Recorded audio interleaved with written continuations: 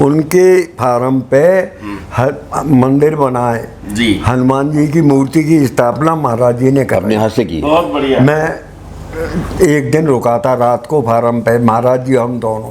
तो इंदर बाबू के पिताजी जो कलेक्टर साहब थे लखपत सिंह जी। वो मुझे पकड़ लाते थे, बोले चल यहाँ नहीं खाएगा मत चल, तो मुझे घर ले जाते थे।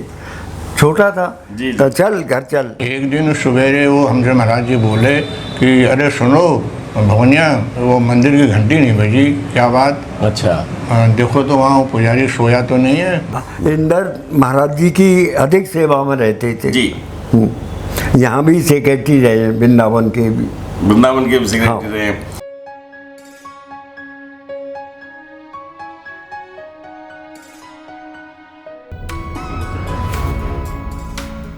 इंदर बाबू का फार्म है रघुवंशी फार्म के नाम से जी। उसमें महाराज जी हम जाया करते थे जी। उनके फार्म पे मंदिर बनाए जी। हनुमान जी की मूर्ति की स्थापना महाराज जी ने कर अपने हाथ से की। बहुत बढ़िया। मैं एक दिन रुका था रात को फार्म पे, महाराज जी हम दोनों।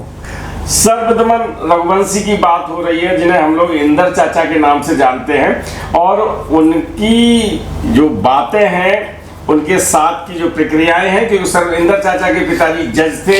और मैंने आपको एक कथा सुनाई थी कि उनके पिताजी जब जाते थे कोर्ट तो महाराज जी का चित्र जेब में रख के ले जाते थे और फिर वो डाइस पे बैठने से पहले रख देते कि आप फैसला आप सुनाओ। और जब वो पूरी कार्रवाई कर लेते थे अदालत की तो वो फोटो फिर रखते थे अपने जेब में, कहते अब चलो मेरे साथ। तो इस तरह की भक्ति, उस तरह का समर्पण, इस तरह का त्याग इंदर चाचा की नस नस में भरा था। दुर्भाग्य रहा कि मैंने उनके दर्शन नहीं कर पाए, लेकिन कहानियों में मैंने जिया है, पढ़ा है। और उनके साथी हरि दादा से, हरि शर्मा जी से मुलाकात हुई, उन्होंने बहुत सारी बातें बताई थी। आज पूज्य, मैंने तो फिर कहा चाहे छोटा हो चाहे बड़ा हो आपको मामा ही कहता है, मैं तो दादा कहता हूँ, मुझे आदत नहीं है मामा कहने की। सिविल लाइन्स में जी। उनकी जायदाद बहुत थी, कोठी सिविल लाइन्स में थी बरेली में जी। पास में एक भंडारी थे, वो जीवन बाबा के बहनों ही थे जी। तो जीवन बाबा की बहन थी, वो मुझे रखती थी तो खाना बाना। तो इंदर बाबू के पिताजी जो कलेक्टर साहब थे लखपत सिंह जी। वो मुझे पकड़ लाते थे, बोले चल यहाँ नहीं खाएगा मत चल, तो मुझे घर ले जाते थे। छोटा था जी। तो चल घर ले जाते थे। जीवन की बहन थी भंडारी के लिए, डॉक्टर भंडारी के लिए। हाँ। मैं आपको बरेली जाके फिर मैं बहुत सारे भक्तों से मिलवाने वाला हूँ, आप यूं ही हमारा साथ देते रहिएगा।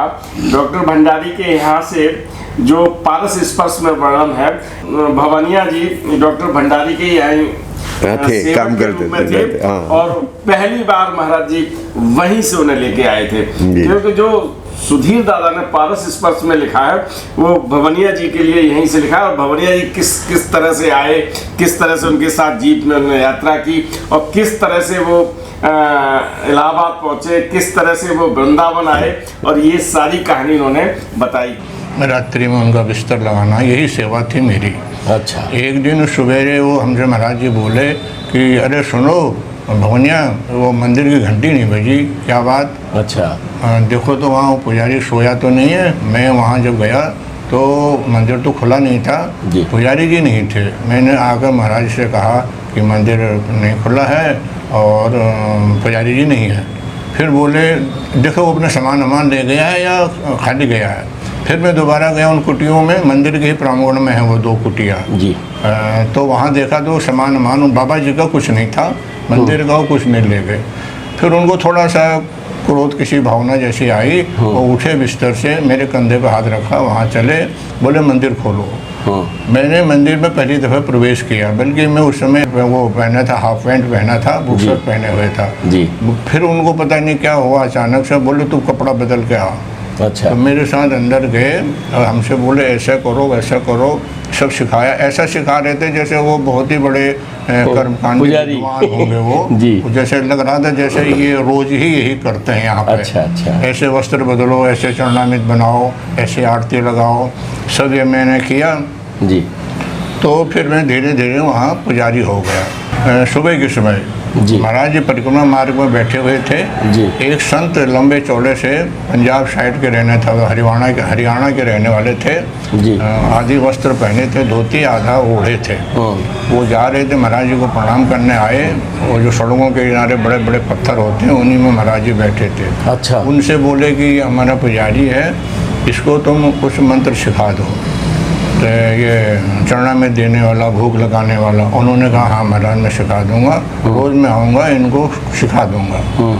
तो वो आते थे, कभी मुझे चरणामृत वाला मंत्र लिखा जाते थे, कभी लिखा जाते थे भोग लगाने वाला मंत्र, कभी आशीर्वाद देने वाला मंत्र। तो उनके दूसरे दिन आने तक मैं उनको कंठस्थ किए रहता था। अच्छा। तो भवनिया जी से जो मेरी मुलाकात हुई थी वो इसी शर्त पे हुई थी कि भाई देखो लिमिटेड क्वेश्चन करोगे, तो मैंने उनको लिमिटेड क्वेश्चन किए थे। तो ये सारी यात्रा जो है अगर फिर से आप देखना चाहते हैं तो पारस स्पर्श में पढ़ सकते हैं। और हरदादा ने बताया था सर्वदमन रघुवंशी, यानी जिन्हें हम बहुत निकनेम से इंदर चाचा के नाम से जानते हैं, इंदर चाचा और हरिदादा बहुत साथ साथ रहे हैं। आपका भी सानिध्य सत्संग रहा है। इंदर चाचा ने आम से संबंधित भी मैंने आपको एक कथा सुनाई थी, जब इंदर चाचा बहुत अच्छे अच्छे आम लेके आए थे और जब सुधीर दादा से कहा था ये कहा था इनको खिला दीजिएगा, तो उन्होंने कहा अब मैं आम नहीं खाता हूँ। और महाराज जी ने वो आम नहीं खाए थे और फिर उसी दिन ये बताया था कि मैं 200-250 आम एक बार में खाता था। ठीक बात है साहब? ठीक है। ठीक है। ये यादें हैं और जब यादें उमड़ती हैं तो आपने तो उन यादों को जिया है और मैंने केवल पढ़ा है, और जब मौका मिलता है तो मैं उन्हें आपको बताता हूँ। तो इंदर चाचा की तो बहुत यादें हैं और बताते हैं कि महाराज जी को कैची धाम से जब आए हैं आगरा, इंदर दादा जी छोड़ने आए थे वहाँ काठगोदाम तक। इंदर महाराज जी की अधिक सेवा में रहते थे जी। यहाँ भी सेक्रेटरी रहे, वृंदावन के भी सेक्रेटरी रहे। आप एक चित्र है मैं आपको दिखा रहा हूँ जिसमें इंदर चाचा बैठे हैं, महाराज जी लेटे हैं और भी भक्त बैठे हुए हैं, है ना। और इंदर चाचा के बहुत सारे चित्र हैं, बहुत सारी यादें हैं, और मैं आपको उस फोरम हाउस पे भी ले चलूंगा जहां महाराज जी ने हनुमान जी की स्थापना की है।